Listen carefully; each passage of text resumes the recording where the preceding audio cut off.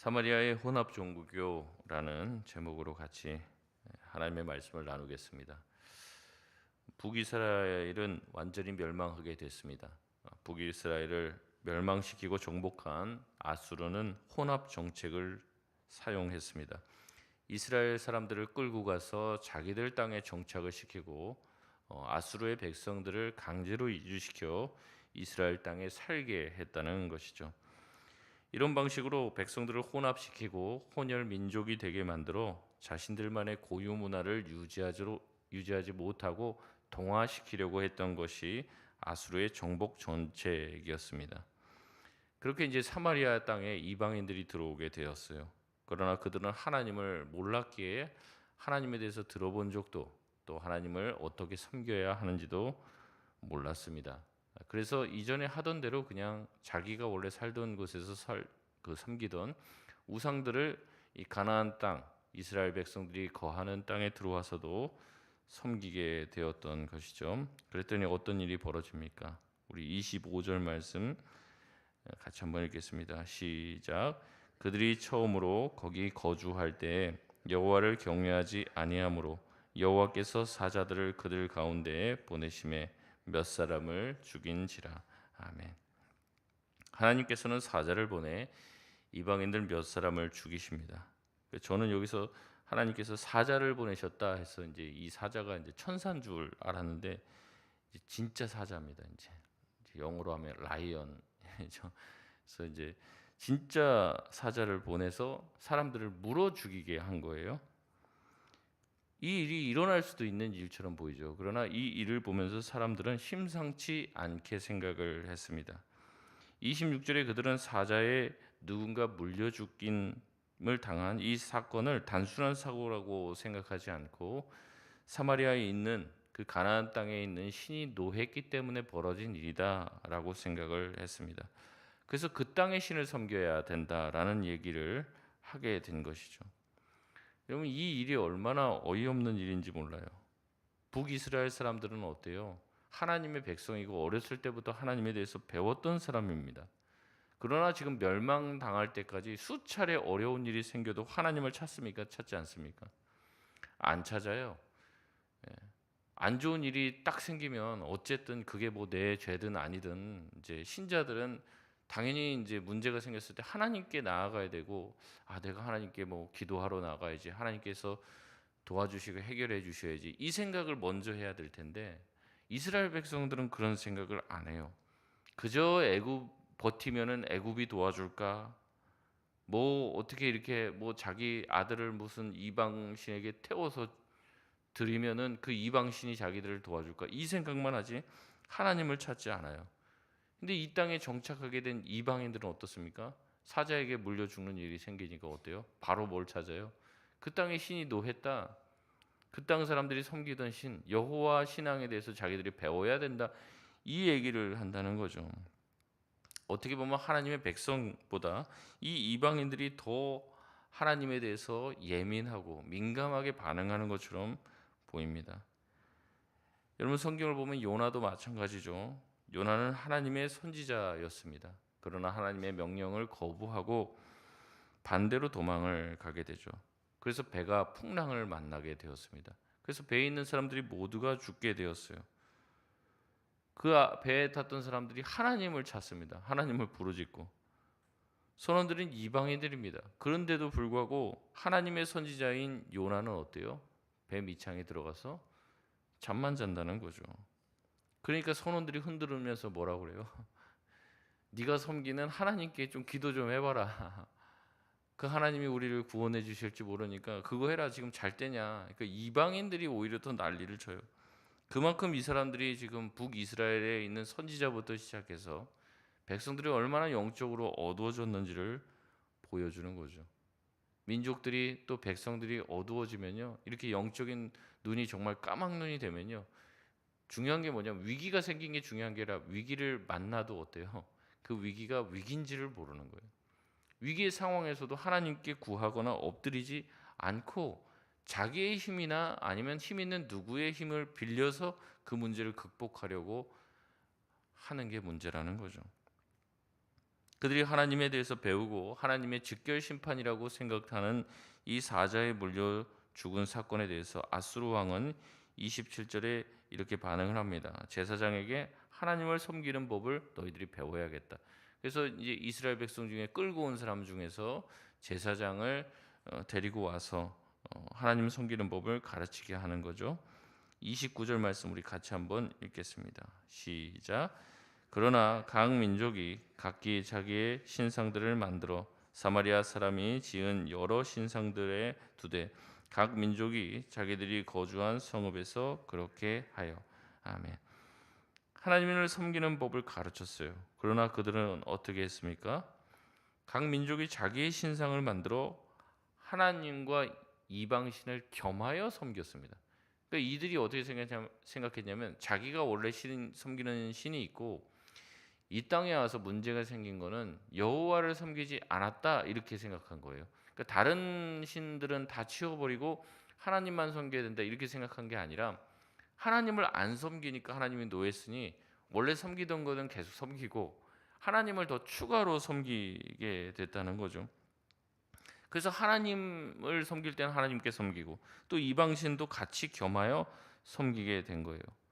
그러면서 30절 31절에 이들이 섬겼던 우상의 목록들이 쭉 나오죠.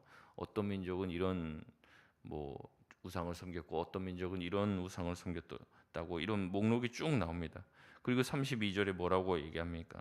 수많은 우상들과 함께 또 여호와도 섬겼다 이렇게 나옵니다. 결국 그들은 어떻게 했습니까? 33절 말씀입니다. 같이 읽겠습니다. 시작.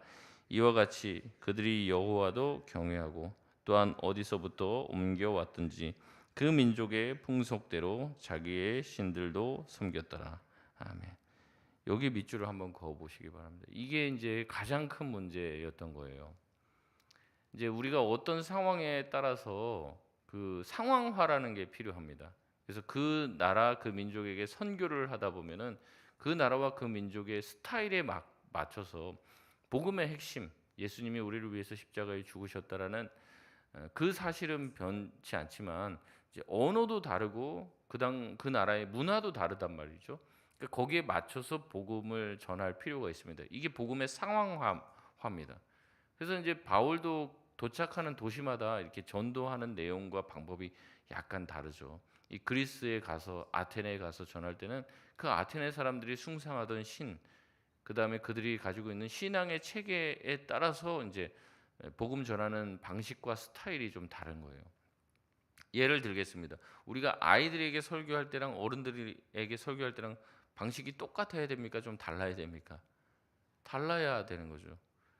제가 애들한테 설교하듯이 설교하면 더 좋아하시겠지만 애들한테 가서 어른들한테 설교하듯이 하면 애들이 들어요, 안 들어요? 안 들어요, 그 자체를. 애들한테 맞게 얘기를 해야죠. 그럼 남자한테 설교할 때랑 여자에게 설교할 때랑 그 내용이 좀 다릅니다. 결혼한 사람과 결혼하지 않은 사람들이 가지고 있는 관심과 문제가 다 달라요. 그렇기 때문에 설교하는 그 대상에 따라서 복음의 상황화가 필요한 것이죠. 그러나 여기에 문제는 복음의 상황화의 문제가 아닙니다. 복음이 섞인 거예요. 신앙이 섞여버린 거, 혼합 종교가 되어버리게 된 겁니다. 하나님만 섬기든지 아니면 이방 신을 섬기든지 하나님은 그렇게 말씀하시죠. 그러나 이들은 하나님도 섬기고 우상도 섬기는 일을 했습니다. 아니 이 일을 완전히 뒤섞어 버렸습니다. 하나님 섬기는 그 섬기는 방식들이나 이런 생각들이 이방 신을 섬기는 것과 거의 유사하게 되었다는 거죠. 처음에 하나님을 섬기지 않아 화를 당했다고 생각한 그들은 하나님을 섬기기 시작했지만 우상을 섬기는 것도 포기하지 않았습니다. 여러 신을 섬기면 더 좋을 것이라고 생각한다는 거죠. 여러분 우리 주변에 믿지 않는 사람들 보면 이런 분들이 많아요. 저도 전도하려고 이제 그분에 대해서 뭐 물어보거나 그러면 그래요. 자기 친척 중에 누구는 목사님이시고 자기 친척 중에 누구는 신학교 교수님이시고 그리고 또 누구는 보살님이시고 그래서 우리는 이제 우리 집은 섬기는 신이 많아갖고 양쪽 신이 다 우리 집안을 다 보호해 주겠다 이런 얘기를 해요. 참 기가 막힌 거죠. 여러분 그러나 이런 사람을 비난할 것만이 아닙니다. 우리도 어떻게 보면 우리 안에 깊숙이 자리 잡아 있는 어떻게 보면 혼합 종교의 형태로 하나님을 섬기고 있는 경우가 많이 있습니다. 하나님은 단호하게 말씀하시죠. 하나님도 섬기고 우상도 겸하여 섬길 수 없다고 말합니다. 예수님도 마찬가지입니다. 하나님과 재물을 겸하여 섬길 수 없다라고 말씀하시는데, 이 재물이라는 단어가 원어로는 돈신이에요. 돈신. 뭐라고 하냐면 하나님과 만몬을 겸하여 섬길 수 없다, 이렇게 나온다는 거죠. 그럼에도 많은 사람들이 하나님과 겸하여 다른 것을 함께 섬기는 것을 보게 됩니다. 정재현 교수는 이렇게 얘기해요. 우리나라 기독교인들의 껍질을 벗겨보면 무속신앙은 한 50%, 유교는 30%, 진짜 기독교의 가르침은 20%의 형태로 신앙생활을 하는 사람들이 많다라고 신랄하게 비판을 했습니다. 무속신앙이 뭡니까? 비나이다 비나이다 열심히 빌고 지성이면 감천이다라고 생각하는 게 무속신앙이죠. 빌고 빌고 하나님한테 잘하면 복 주실 것이다, 기복신앙을 가지고 있는 게 무속신앙입니다. 그러니까 하나님을 섬기는데 이런 방식으로 섬긴다는 거예요. 내가 열심히 헌신하고 뭔가 갖다 붓고 뭐 이렇게 많이 잘하면 어떻게 된다는 거예요? 그 신이 감동해서 우리에게 뭔가를 준다는 게 무속신앙인데, 하나님을 섬기는 걸 그와 같이 섬기게 된다는 거죠. 유교 문화도 깊이 들어와 있습니다. 유교가 가지고 있는 좋은 점도 있죠. 그러나 효와 이 연장자와 뭐 앞에 있는 사람들을 우대해주는 이 서열 문화와 수직 문화가 교회 안에도 들어와서, 이 사실은 기독교라는 것 자체는 유교랑은 다른데 이 우리나라의 유교적인 문화와 같이 이제 혼합이 돼갖고 여기에 잘 정착하게 된 거죠. 순수한 기독교 신앙이라면 하나님 앞에 남녀노소가 어디 있습니까? 양반과 노비가 어디 있습니까? 주 안에서 다 모두 다 형제가 되고 자매가 되는 거예요. 교회에서 아무리 직분을 받아도 위에 사람 밑에 사람이 없습니다. 그러나 여전히 우리 안에 있는 유교적 가부장적 가치관으로 교회를 세워가고 만들어 간다는 거죠. 선임이 있고 후임이 있고. 하나님의 나라에 그런 게 어디 있습니까? 다 하나님 나라에서는 형제고 자매고 다 똑같은 것이죠. 그러니까 우리나라의 유독 장로교가 이렇게 저거예요. 흥황해요. 다른 해외에 나가면, 저도 뭐 해외 나가서 뭐 이렇게 하진 않았지만 보면은 이제 장로교 별로 힘을 못 씁니다. 이게 그런데도 불구하고 우리나라는 유독 장로교가 강하고, 이제 뭐 순복음이나 이런 데도 그렇고 뭐 감리교나 이런 데도 원래 장로가 없어요. 근데 장로교의 영향을 받아서 거기도 장로가 있습니다. 그러니까 장로가 있다는 거는 장로교거든요. 장로교도 아닌데 장로들이 있어요. 근데 이런 그 개념이 우리나라와 되게 잘 맞는다는 거예요. 이 유교적인 개념이 누군가를 세우고 그 밑에 이제 누군가가 있고, 이런 구조가 유교적 영향을 많이 받았기 때문에 우리나라가 유독 이게 장로교가 잘 정착이 됐다. 이 유교적인 어떤 스타일이나 이 공부 방식이 우리나라와 잘 맞는다는 거예요. 장로교가 이제 뭐 유교적이다 이런 말씀드리는 건 아닙니다. 근데 그런 어떤 구조 자체가 이게 우리나라 사람들과 굉장히 잘 맞는 거예요. 그래서 잘 정착하게 된 것이죠. 하나님 나라의 공동체는 연공서열이 없습니다. 선임과 후임도 없고 먼저 선자 뒷선자도 없습니다. 우리가 주 안에 들어오면 모두가 다 한 공동체라는 것이죠. 주님 안에서 평등하고 하나님의 자녀로서 우리는 모두가 다 형제 자매입니다. 근데 이 유교의 영향이 얼마나 센지 이제 한 20년 전에 나왔던 책인데, 최근에 다시 이 책이 절판됐다가 다시 한번 나온 책인데, 공자가 죽어야 나라가 산다. 이 책이 다시 이제 재발견됐다, 이런 뉴스를 보게 됐습니다. 유교 문화가 다 나쁜 것은 아니죠. 근데 유교 문화 특유의 경직성과 수직성, 허례와 허식들, 온갖 이거를 하기 위해서 이게 있어야 되고 저게 있어야 되고 이런 여러 가지 것들, 그 계급 문화들, 이것이 이제 대한민국을 좀먹고 있다, 뭐 그런 내용입니다, 이 책이. 그래서 공자가 죽어야 나라가 산다, 이제 그런 책이었어요. 이런 유교의 영향에서 기독교도 자유로울 수 없었습니다. 그래서 순수하게 성경을 보고 교회사를 연구하면요, 그걸 보면 우리가 사도행전도 요새 보고 하지만 지금 우리 교회의 모습과 사뭇 달라 있는 게 많이 보입니다. 그러니까 한국에 들어와서 많이 바뀌었어요. 많이 변질되기도 하고. 그래서 초대교회의 모습과 지금의 교회의 모습들을 보면 굉장히 많이 다르다는 거죠. 이제 우리가 뭐 그렇게 공부한 적은 없지만 뭐 이제 장로교회에 이제 기틀을 놓은 사람이 누굽니까? 이제 존 칼빈이잖아요. 요한 칼빈이라고. 얘기하는데, 칼비니스는 뭐 제일 이제 많이 알려진 책이 기독교 강요잖아요. 여러분 기독교 강요 우리가 공부하잖아요. 깜짝 놀라실 겁니다. 너무 과격해요. 지금 읽어봐도 야 이거를 우리 교회에 적용할 수 있을까? 이럴 정도로 굉장히 진보적이에요. 16세기에 쓴 책인데 그 기독교 강요만 읽어봐도 그렇단 말이죠.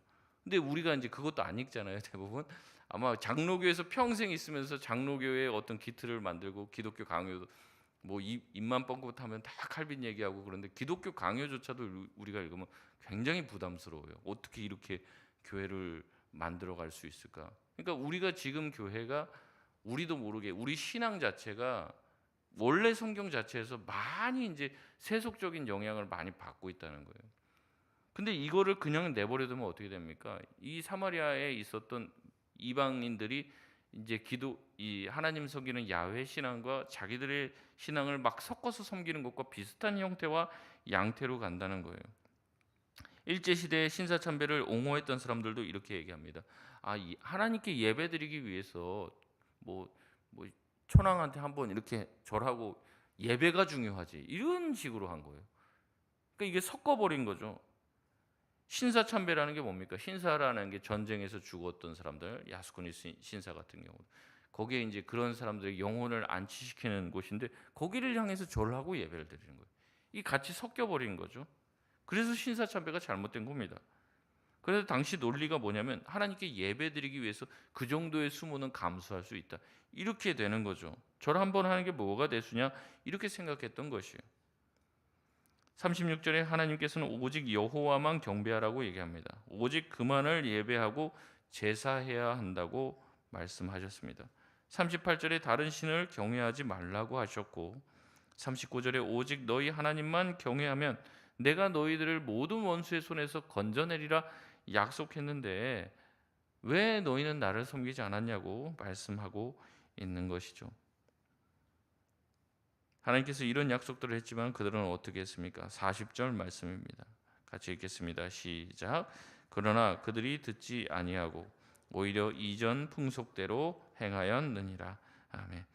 하나님의 약속을 믿지 않고 듣지 않고 자신들이 하던 대로 했던 결과는 41절에 자자손손이 그들이 하던 대로 오늘날까지 혼합 종교가 되었다라는 말이었습니다. 참 순수한 신앙을 가지고 그것이 대를 이어 넘어가기가 쉽지 않아요. 아무리 열심히 노력을 해도 나만큼 주님을 잘 믿게 자식들 만들기가 쉽지 않죠. 그런데 이렇게 혼합된 신앙, 제멋대로 신앙은요, 한번 들어서면은 그거를 쉽게 끊어내지를 못해요. 이게 순수한 믿음과 신앙은 잘 전수가 안 되는데 혼합된 신앙은 뭐예요? 내버려둬도 잘 전수가 돼요. 잘 흡수가 돼버리고. 왜냐하면 우상이라는 것 자체 성격이 그렇기 때문에 그렇습니다. 우상은요 항상 어떻습니까? 우리 인간의 욕망을 채워주겠다는 방식으로 우리한테 작동을 합니다. 나 잘 섬기면 농사 잘 되게 해줄 거야. 나 잘 섬기면 풍요하게 자식 많이 낳게 해줄 거야. 부자 되게 해줄 거야. 이런 방식이라는 거죠. 그러니까 우상을 안 섬길래야 안 섬길 수가 없어요. 그에 봐야 하나님의 말씀은 어때요? 네 마음대로 살면 너는 죽을 수도 있다. 그러니까 그렇게 살지 마. 이렇게 살아. 이런 하나님의 말씀은 사실 우리를 지켜주기 위한 말씀입니다. 근데 하나님의 말씀을 들으면 이렇게 살면 죽고 이렇게 살면 살고 복받고 뭐 이렇게 얘기를 들으면 좋은 편을 택하기보다 어때요? 하나님의 말씀이 나를 억압하는 것 같이 느낀다는 거죠. 자유를 침해하는 것처럼 내 마음대로 못 살게 하는 것 같이 느껴지게 됩니다. 그러니까 정말 하나님의 말씀을 있는 그대로 가르치면은 자꾸 벗어나고 싶고 자꾸 스트레스 받는다고 얘기하는 거예요. 나도 내 마음대로 하겠다는 자기의 본성을 자꾸 얘기하는 것이죠. 그러나 하나님의 말씀을 떠난 결과는 결국 무엇입니까? 사망밖에 없는 것이죠. 말씀을 맺겠습니다. 오늘 말씀을 통해 우리 안에서도 혼합 신앙이 있는지를 다시 한번 되돌아보시길 바랍니다. 100% 순수할 수 있을까요? 잘 모르겠습니다. 그러나 우리가 순수해지려고 해야 돼요. 하나님의 말씀에 가까워지려고 해야 돼요. 계속 우리 안을 돌아봐야 한다는 거죠. 하나님만을 사랑하고 하나님의 시선으로 세상을 바라보고 하나님의 나라, 이미 시작된 하나님의 나라를 내가 살고 있는가? 하나님의 백성으로 살고 있는가? 그리고 그것을 알지 못하는 자들에게 전하고 있는가? 여러분, 하나님도 섬기고 우상도 섬길 수 없다고 주님은 말씀하십니다. 오직 주님만을 섬기라고 이야기하고 있습니다.